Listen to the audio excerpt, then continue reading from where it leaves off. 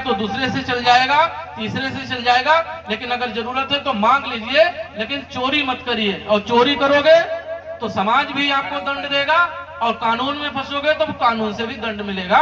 इसलिए हमें भगवान बुद्ध ने साफ कह दिया है कि हमें चोरी नहीं करनी है। और तीसरा सील भगवान बुद्ध ने दिया है कि कामेषु मिथ्याचारा वेरमणि शिक्षापदं समादयामि, यानी हमें व्यभिचार से दूर रहना है।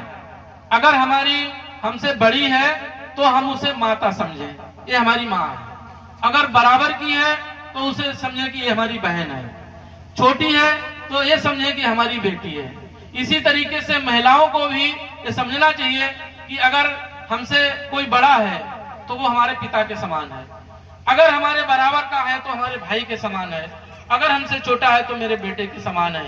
इस तरीके से अगर जब हमारा मन होगा तो हमें कोई भी किसी प्रकार का कष्ट नहीं होगा, यानी हमें व्यभिचार से दूर रहना है।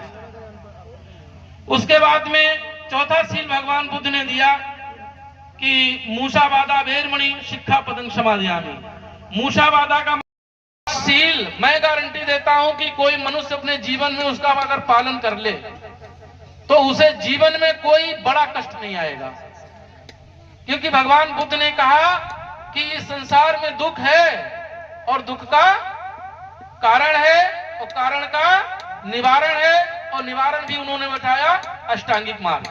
तो पहला सील उन्होंने दिया है कि पाणातिपाता वेरमणि शिक्षापदं समादयामि, हमें किसी प्राणी की अकारण हत्या नहीं करनी है।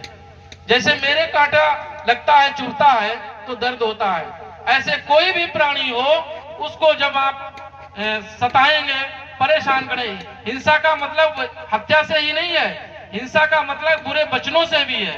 अगर आप